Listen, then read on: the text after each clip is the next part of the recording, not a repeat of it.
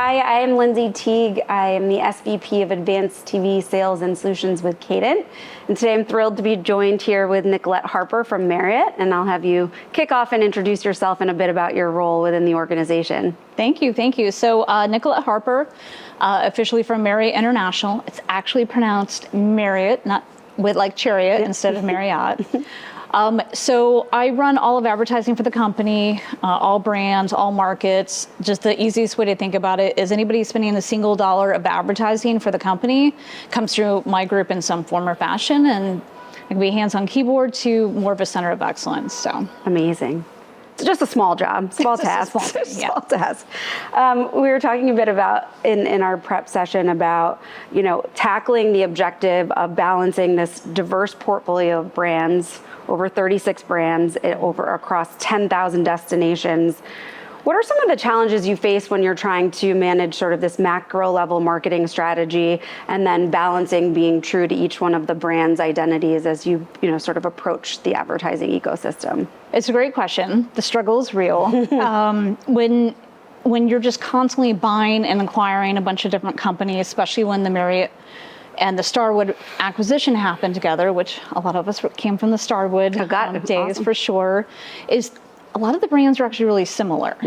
They still have their unique kind of value props, but right, wrong, and different, their audiences are actually the same.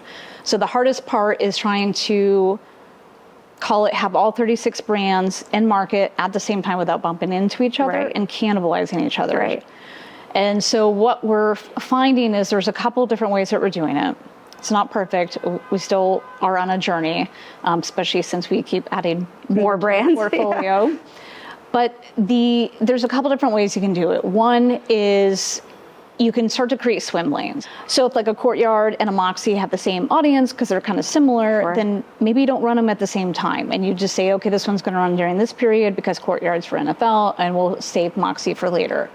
Another way is, where you can create in swim lanes for channels. If you can run it with one DSP and one kind of partner versus another, or this one's all social and this one's TV, just to create a little bit of space. You can do it that way.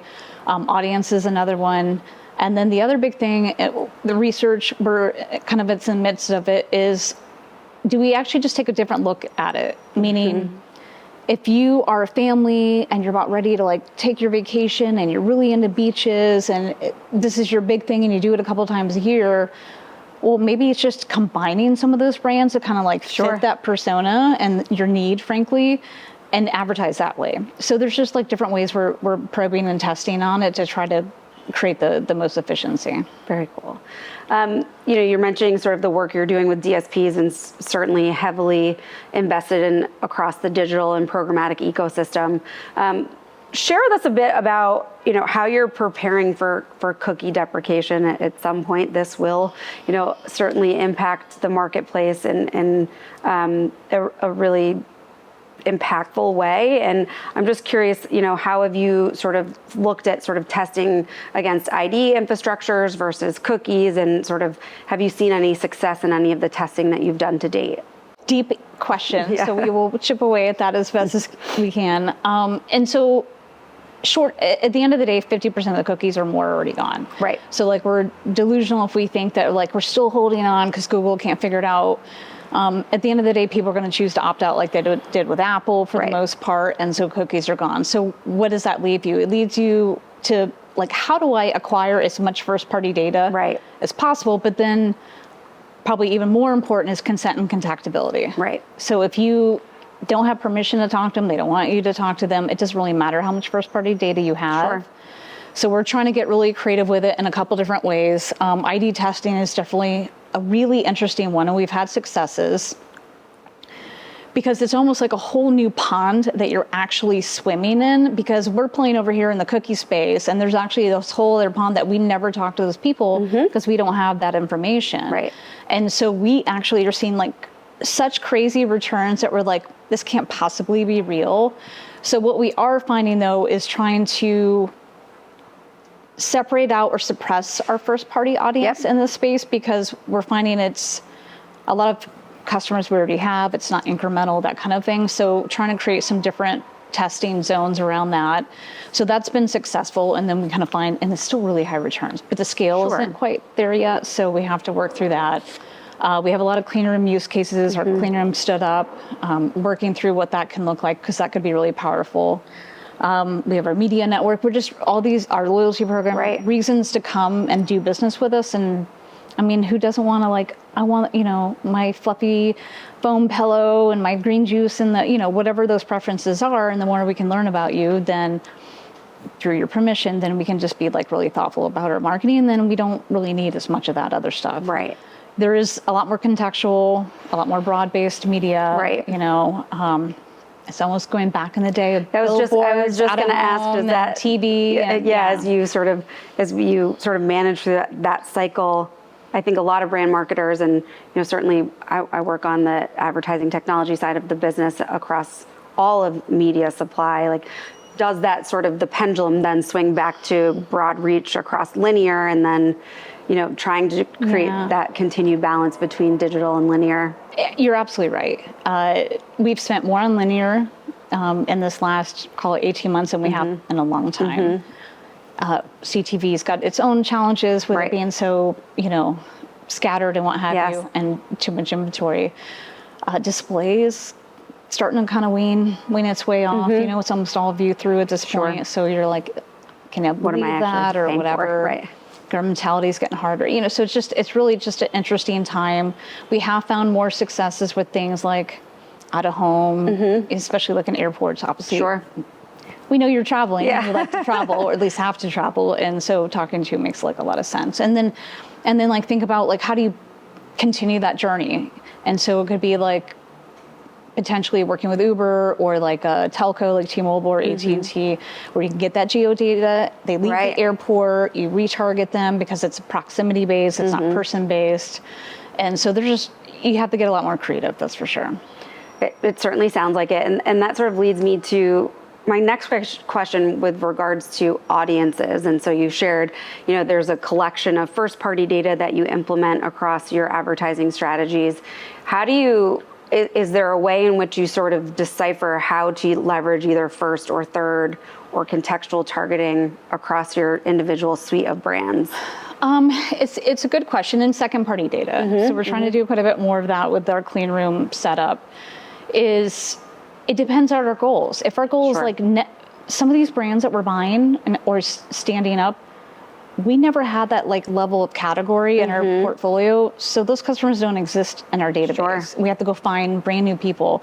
So we can't just keep fishing out of the same pond. And so I probably want to suppress my first party data and only use second and potentially third party data.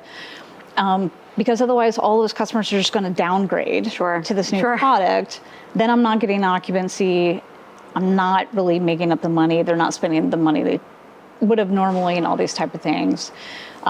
Versus if I'm trying to drive enrollments, it's all about, first party data. And that was the interesting piece too. So you could opt out of email and be like, hey, I don't want you to contact me, or we just don't have whatever. But if you haven't opted out of targeted advertising, I can still talk to you. Interesting. So you got to be not creepy brother, big brother stuff, but it's still a way. So we're trying to be pretty creative about kind of getting you back and making you stickier and all that. Very cool. I wanted to talk a little bit or share sort of your POV as an organization on emerging technologies. So certainly I think as we're coming out of programmatic IO and it's AI this and AR that, how have you sort of leaned into any testing across AI or even really across personalized marketing? I mean, obviously so much of what you do from a consumer touch point probably is based off of personalization at scale. I'm just curious if you could share that with us. A couple things in there for sure. So Gen AI, we're all in early days. Yes. And we're all tiptoeing around the security and privacy and legal and all those type of things. So within those confines, there's some stuff that's not in my group that's happening, like very, very cool, high-end, luxury, concierge type services. Very cool. And when you think about like it's not a chat bot, but it feels like a real person talking to you and having a conversation and helping you like plan your trip, or once you're even on property. because the thing is, like, you can't talk to the hotel until like a couple days before your Sure. trip, and this like helps you say, I want that cabana by the pool before I get there, Right. you know, that kind of thing. And then the other piece in our group is, look, we have so many properties in like 22 countries. I'm sorry, 22 languages, sorry, and like 133 countries. Like, that's a lot of ad copy. Yeah. Right? And certainly can't optimize to like some nth degree, especially with like all the new products being more like PMAX and like all these kind of things where it's just broad match and you can't possibly think of what the customers are going to be searching for, especially with all these new products. So using Gen AI to help us write a lot of the ad copy, Interesting. test it, performance, all these type of things, which is really interesting. So we have some kind of, you know, pilots and stuff like that going on with that. For me, a big one is language translation. You know, with all those languages, like just the cost of hiring agencies to translate it and make sure it's right and all these kinds of things, and speed to market, because you launch a global campaign, the rest of the world has to wait like 4 weeks before they can get to market because it's always shot in English, you know, so that's a big one. And then it would be image and video creation. But the hard part for us is we're not a product. Right. So like all these cool little functionalities that are coming out with Gen AI, even in the social platforms, they're like, oh, we can change your background for you. We don't want that. Right. We don't want to put some fake sunset behind some hotel and you get there and you be like, this doesn't look anything like what I bought. Right.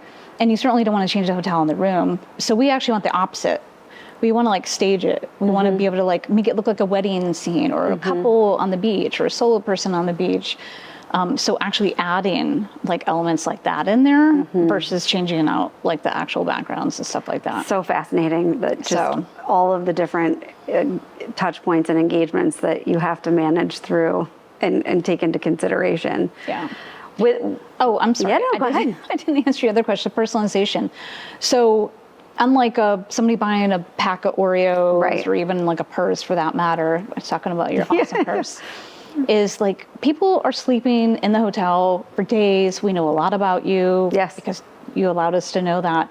I mean, imagine like the personalization at scale. So we are getting a lot better at connecting that to our CDP, and so that we can know that you have pets and that you always travel with them, or that you prefer to go on a morning run. So let's get you like the local routes or whatever your thing is that you're into, and really kind of connecting you with the passions and experiences, which is why you're traveling. Right. And so collecting a lot of the data and starting to roll a lot of that out, different pockets, but we've seen some good success on that. We have ways to go for sure, but we've now got the infrastructure in place to be able to do that.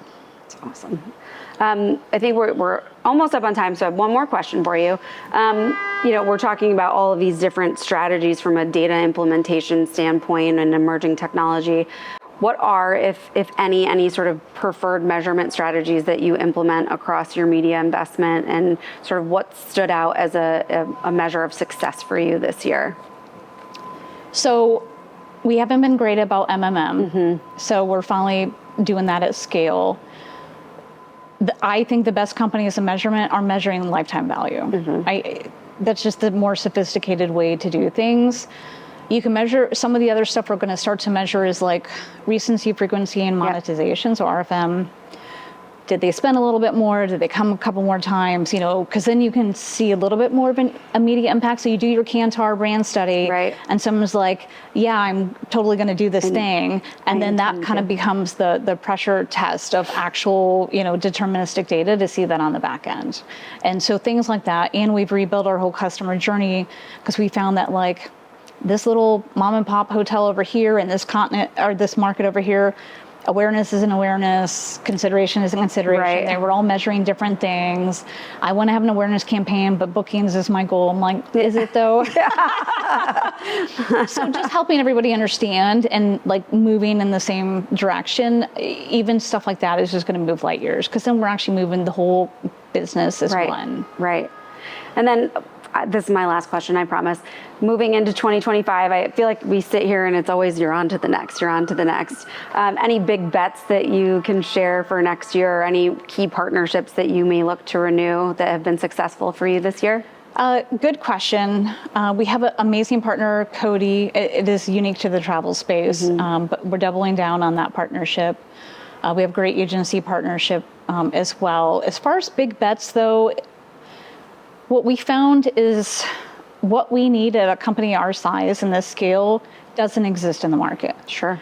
So for us, it's about buying the closest thing we can find and then paying a whole bunch of money, make it our own, and then it's proprietary to us at that point.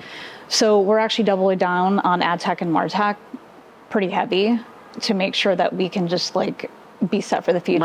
Right. I mean, as much as we can be, but yeah. That's awesome. Well, thank you so much. This was a pleasure. Have a great day. Thank you.